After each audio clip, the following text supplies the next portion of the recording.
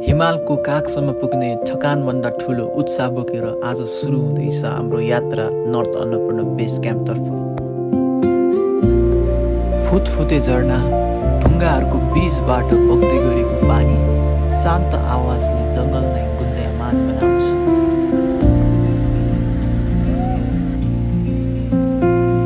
पहाड चिर्दै बनेको यो बाटो ढुङ्गा र चट्टानको बीचबाट गुज्रिँदै हामी गन्तव्यतर्फ बढिरहेका छौँ।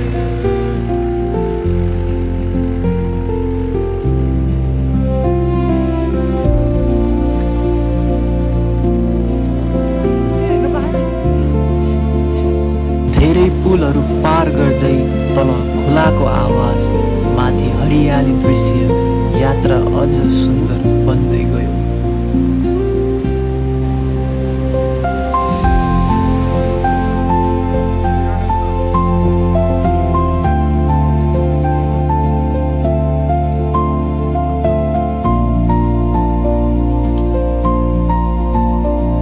करिब 1.5 घण्टाको कठिन हिँडाइपछि बिहानीको पहिलो घामले हिमालहरू सुनौलो बनायो।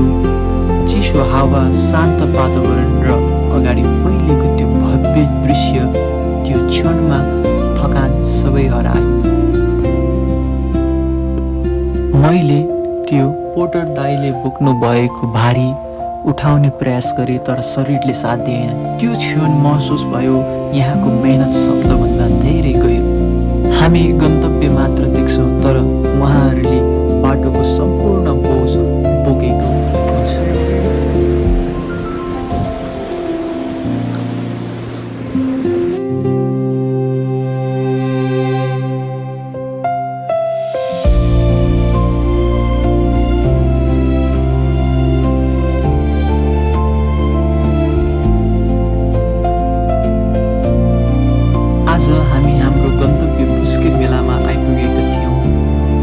चारैतिर ट्रेकरहरूको भिड, आवाज र हलचलले वातावरण भरिएको थियो।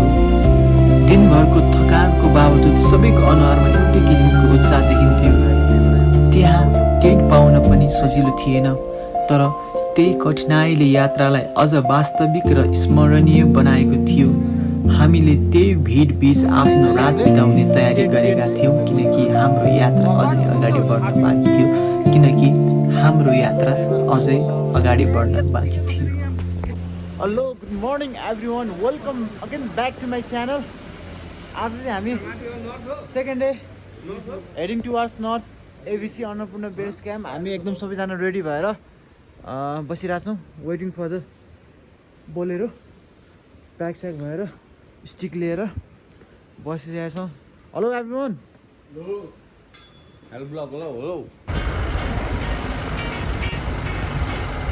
हामी चाहिँ हिँडिसक्यो। आजको के अरे गन्तव्य कहाँ अरे हाम्रो?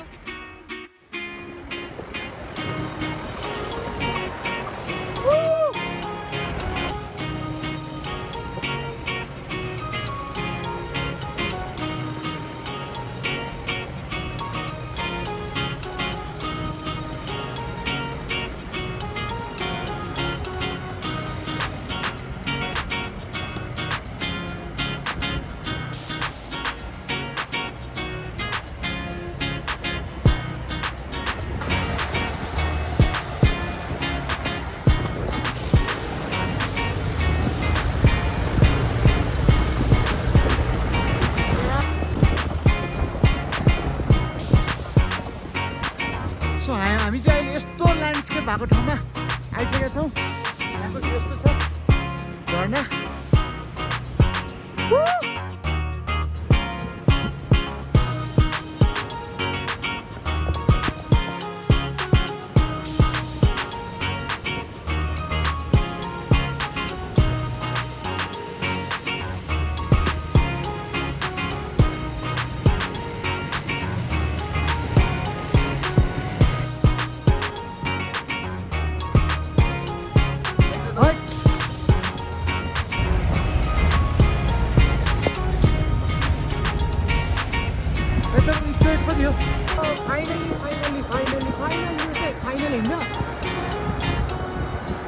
फाइनली हामी हाम्रो गाडीको गन्तव्य चाहिँ हो। अब हामी हिँड्दै लखर जानुपर्ने हुन्छ।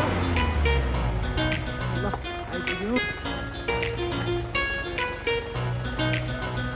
धेरै धन्यवाद यस्तो बाटोमा एकदम सुरक्षित ल्याइदिनु भयो। के गरी यहाँ अन्नपूर्ण बेस क्याम्प आउनु परेमा दाइले सम्झिनु। दाइ हजुरको नाम अनि गाडीको नम्बर अनि कन्ट्याक्ट नम्बर भनिदिनु त। हजुर हजुर हजुर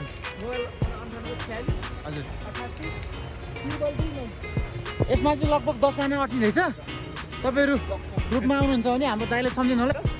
सो फाइनली हामी हिजो काठमाडौँबाट निस्केको थियौँ, सातपानीमा बस्यौँ र बिहानै हामी लगभग 5:30 बजी निस्केर अहिले हुमुखोलामा आइसक्यो।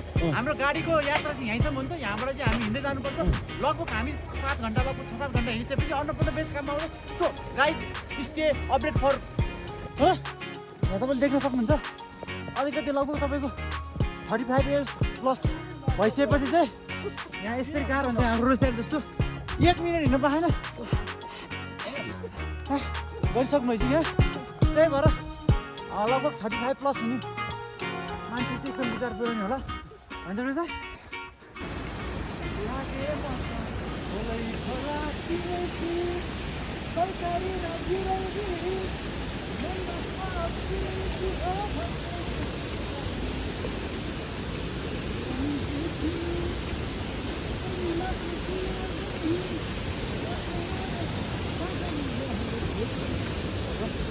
सो लगभग हामीले आधी घन्टा जति हिँडिसक्यौँ अनि हामीहरूको हालत यस्तो भइसक्यो। फुलबेस्ताहरू चाहिँ तलै हुनुहुन्छ। यहाँबाट यस्तो छ भ्यू चाहिँ। ओ माई गड हामी यो उकालो जानुपर्ने अब। अहिले हामी यहाँ छौँ। अब यहाँ खोला तरेरै होला सायद।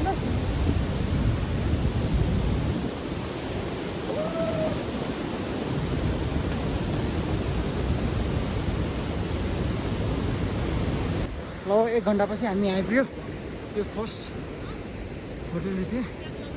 फाइनली हामी फुसफुते झर्नामा आइसकेको छौँ।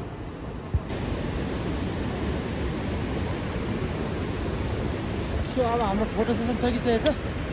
अब हामी चाहिँ लाग्छौँ मासतिर। सो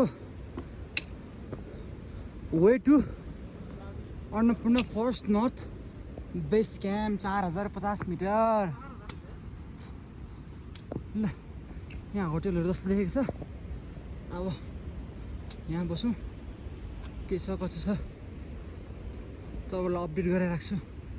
हामी यो घर पनि एकदम काठै काठको रहेछ बोबाल।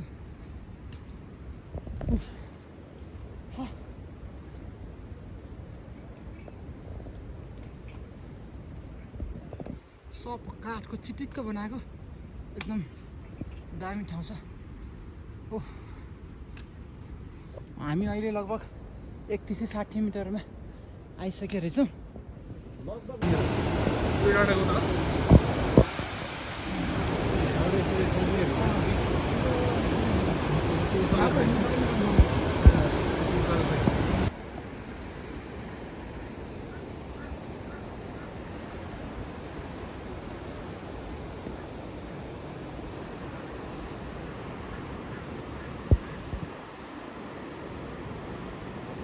यस्तो ठाडै उकालो छ है। फुसफुसे झर्ना कटिसकेपछि हामी लगभग 40 मिनट हिँड्यो होला। एकदम ठाडै उकालो छ। अनि त्यो फुसफुसे झर्ना पछि लगभग 1 घन्टा 50 मिनट हिँडेपछि यस्तो ठाउँमा आछौँ। अनि प्रमोसर हुन्छ है एउटा यसो बनाउनु भिडियो।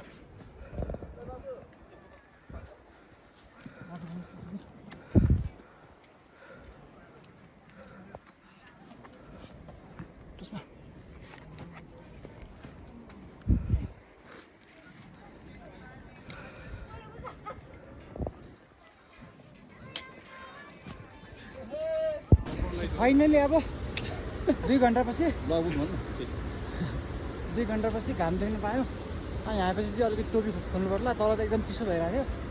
हामी 4 जना छौँ अगाडि, 3 जना पछाडि हुन्छ। यहाँको ल्यान्डस्केप यस्तो छ। सबभन्दा नराम्रो काम चाहिँ यस्तो कि यो यस्तो ठाउँमा आएर प्लास्टिकको सब प्लास्टिक चाउचाउ यो पाउसाउको हुँदा करेन्टहरूको प्लास्टिक चाहिँ नफ्याँक्नु होला। तपाईँहरू कोही प्लान गरिरहनु भएको छ अन्नपूर्ण बेस क्याम्प आउने साउथ र नर्थ यस्तो प्लास्टिक चाहिँ नफ्यालिदिनु होला। स्वर्ग हेर्ने स्वर्ग साँच्ची हेर्ने हो स्वर्ग है।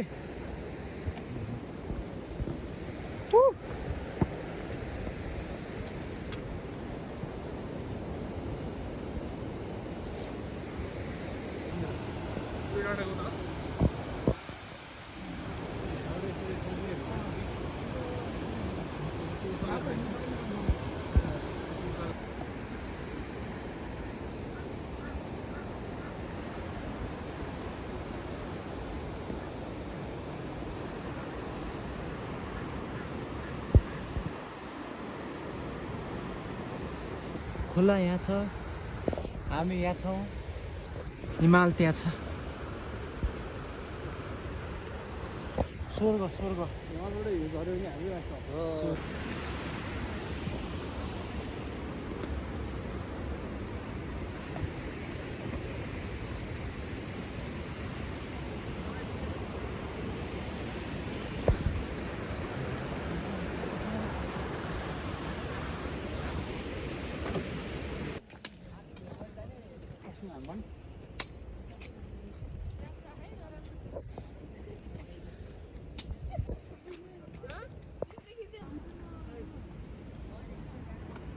नर्थ एबिसी जाने भिड यसो छ।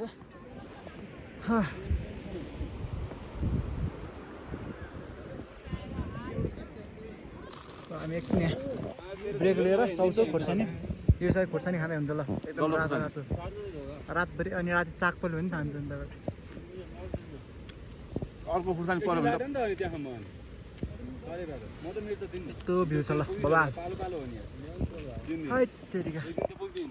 धेरै थकाइ लाग्छ। कहाँ पुग्ने थाहा छैन, के गर्ने थाहा छैन, कहाँ सुत्ने थाहा छैन। हामी यहाँ यति छ अब यो 10 केजी पनि छैन होला, यो बोक्दै फ्यापे भइसक्यो। यहाँ हाम्रो दाइले यत्रो लिएर आइसक्नु घरि।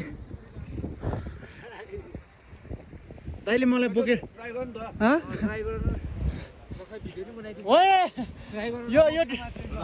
यो ट्राई गर्नु नि, यसो उभिने मात्रै बोकेर ल। यो ट्राई गर्न गइरहेको छु मैले। कहाँबाट गर्नु त?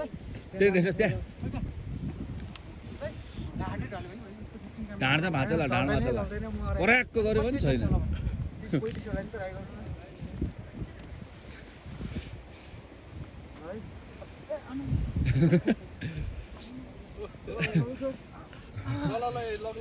म गएँ है, यो भारी बोकेर दाइलाई अलिकति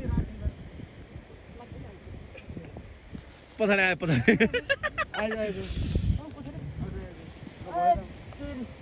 ल। अब हामी फेरि चौथो पटक पुल चढ्न गइरहेछौँ। ठुलै हिँडिरहेछौँ।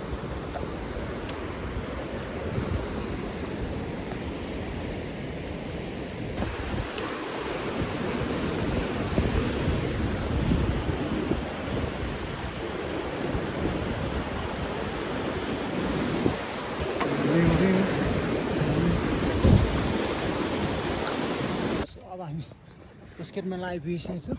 यो 4 सो हामी पुस्केट मेला भन्ने ठाउँमा आइपुगेछौँ। कति भयो टाइम? 4 घन्टा भयो हिँडेको। 11:30 बज्यो अहिले। लास्ट थकाइ लाएर चाहिँ यहाँ कोठा पाउने कि होइन, पाएन भने अब अर्को विकल्प खोज्नुपर्ने हुन्छ हामीले। 4 होला आइपुग्यो। 1 घन्टा पछि आयो नि त। प्रसन्न कति पछि आयो अरे? 1.5 घन्टा पछि आयो नि अरे। हामी त 2 घन्टा भयो। 2 घन्टा भयो। 11:30 रुकेछ हिँड्न नसकेको भने कुरै त एकछिन हिँड्यो बस्यो, एकछिन हिँड्यो बस्यो। झन् त फाइनली प्रमोद दाई पनि आउनुभयो। प्रमोद दाई के हो यस्तो?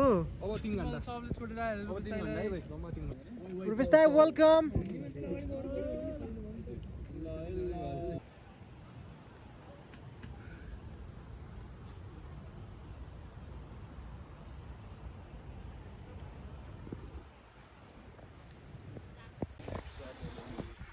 त्यो डाँडा ढाक्यो हुस्ले फेरि भेट। अहिले चाहिँ हामी 11:30 बजीदेखि आएर यहाँ बसिरहेछौँ। यहाँको भ्यू यस्तो छ। अब सुत्ने बन्दोबस्त गर्दैछौँ। अब कहाँ हुन्छ कता हुन्छ ठेगान छैन। यहाँ हामी सबैजना बसिरहेछौँ यसरी।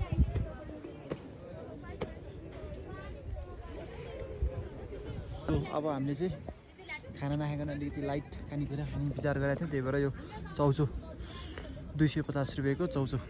भात त रुटमा पनि पऱ्यो नि। यस्तो झोल देखिहाल्नु तपाईँले। यो